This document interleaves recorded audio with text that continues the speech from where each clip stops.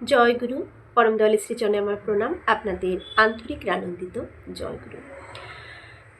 আমরা ঠাকুরকে পেয়েছি এ জন্মে অনেক ভাগ্য করে।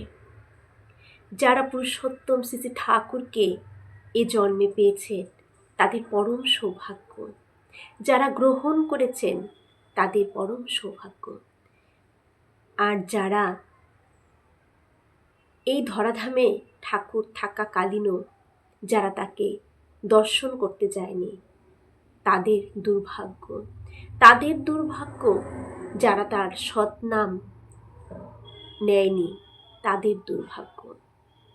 আর দুর্ভাগ্য যারা নিয়েও তাকে মেনে চলেন না, যারা তাকে গ্রহণ করেও তার নীতিগুলোকে মানতে দ্বিধাবোধ করেন, নীতিগুলোকে মানতে ইচ্ছে জন্মায় না, তাদের দুর্ভাগ্য আরও বেশি, যে তারা পেয়েও তাকে যত্নে রাখলেন না।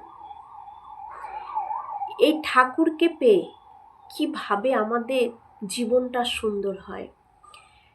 ঠাকুর এমন এমন বিধি দিয়ে গেছেন, বিধান দিয়ে গেছেন, যে বিধান পালনের মধ্য দিয়ে আমরা প্রত্যেকে সুখে থাকি। দেখবেন ঘরে ঘরে সবাই ওই সন্তানদের নিয়ে নানান চিন্তা। কেমন চিন্তা?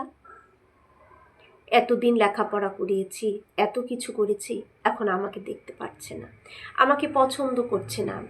মা বাবাকে ছেড়েই তারা সব নিত্য নতুন কাজে যোগদান করছে, ঘুরছে ফিরছে, খাচ্ছে, সব কিছুই। মা বাবা ওই ঘরের পুরনো ফার্নিচার হয়ে গেছে। একটা গান আছে না, নচিকেতার বৃদ্ধাশ্রমের গানটা। কিন্তু কেন হচ্ছে? কারণ একটি সুন্দর গাছ তৈরি করার জন্য যেমন তার পরিচর্যা দরকার, সব কিছুরই এমন সন্তানদেরও তো ছোট থেকে সেরকম যদি পরিচর্যা বা সেরকম নীতি বিধানের মধ্যে তাদের রাখা যায়, তারাও তাদের সংসারটাও সুন্দর সাজানো বাগানের মতন হবে। আমরা প্রত্যেকে ওই সুন্দর বাগানের মতন আমাদের সংসারটাকে করতে চাই, স্বর্গ করে তুলতে চাই। কিন্তু স্বর্গ করে তোলার জন্য যে নীতিগুলো পালন করা উচিত সেইগুলো করতে আমরা নারাজ, কিন্তু চাইছি সব, করতে ইচ্ছে নেই আমার। ঠাকুর দিয়ে গেলেন, যারা ঠাকুরকে ধরে সঠিকভাবে তার নীতিগুলোকে পালন করে তাদের পরিবার কিন্তু খুব সুন্দর পরিবার। আমরা আমাদের সৎসঙ্গীদের মধ্যেই অনেক বড় বড় পরিবার দেখতে পারবো, যে পরিবারগুলো কতটা সুন্দর, ঠাকুর যেমন চেয়েছেন তেমন। কারণ তারা সেই ঠাকুরের বিধানগুলোকে অক্ষরে অক্ষরে পালন করেন।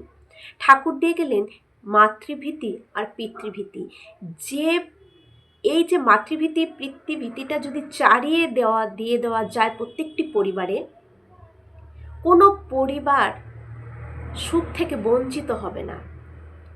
সুখ থেকে বঞ্চিত হবে না কোনো পরিবার, যদি এই মাতৃভীতি পিতৃভীতিটা চালিয়ে দেওয়া যায় প্রত্যেকটি পরিবারের প্রত্যেকটি মানুষের মধ্য দিয়ে, সকলের মধ্য দিয়ে যদি এটা নিত্যদিন পালন করা হয়, কোনো পরিবার সুখ থেকে বঞ্চিত হবে না। শুধু সুখে নয়, আমরা সবাই ধন চাই, মা লক্ষ্মী সন্তুষ্ট হবেন, নারায়ণ সন্তুষ্ট হবেন, আর নারায়ণ সন্তুষ্ট হলে মা লক্ষ্মী আরও বেশি সন্তুষ্ট হবেন। তাই নররূপের নারায়ণ শ্রী ঠাকুর এই কলিযুগে তিনি যে বিধান দিয়েছেন, এই সময়ে যে বিধান, সে বিধানকে পালন করা উচিত।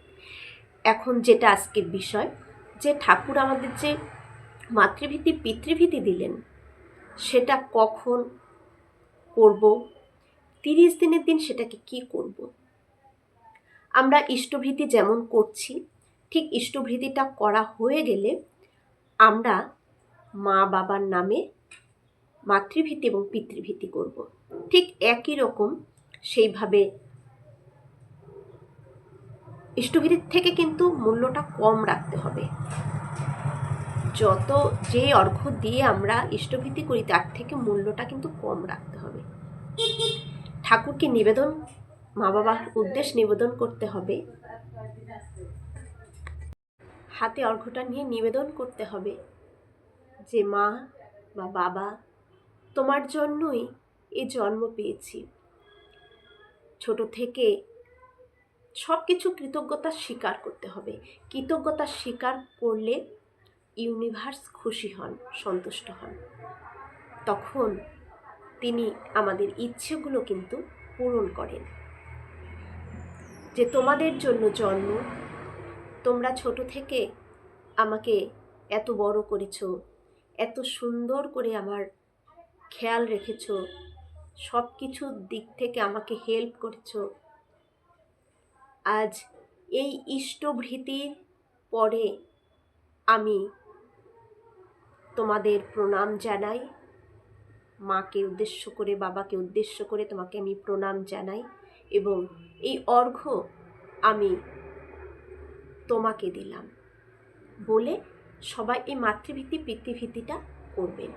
তারপর 30 দিনের দিন ইষ্টভীতি দেওয়ার পরে মা বাবা যেটা পছন্দ করেন, বাবা কি ভালোবাসেন, মা কি ভালোবাসেন, সেই যে অর্ঘ্যটা যতটুকুই হলো, যদি 5 টাকাই হয় 5 টাকা দিয়ে মাকে কিছু এনে দিলেন, বাবাকেও কিছু এনে দিলেন, ওইটুকুর মধ্যে বাবা মাকে কিছু দেওয়া। আর যার বাবা মা জীবিত আছেন, পাশে আছেন, ইষ্টভীতির পর প্রত্যেকে বাবা মাকে প্রণাম করা। এই নীতিগুলো, এই নিয়মগুলো যদি একটি পরিবারে পালন হয়, সেই পরিবার সুখ, সমৃদ্ধি, ধন, ঐশ্বর্য থেকে কখনোই বঞ্চিত হবেন না। কারণ ঠাকুর ছিলেন মাতৃভক্তি, মায়ের প্রতি অটুট টান ছিল ঠাকুরের। ঠাকুর বারবার বলেছেন যে গৃহের, আমাদের বাড়ির গৃহের কুলদেবতাই হচ্ছেন মা এবং বাবা। যে বাবা মাকে খুশি রাখবে, সন্তুষ্ট রাখবে, তার জীবনে কখনো বাধা বিপদ কিছু আসতে পারে না। তার জীবন সুন্দরভাবে, মসৃণভাবে এগিয়ে চলবে, ঊর্ধ্বমুখী হয়ে উঠবে তার জীবনটা। তাই এই মাতৃভীতি পিতৃভীতিটা অবশ্যই সকলে করবেন। সকলের কাছে এই প্রার্থনা। জয় গুরু।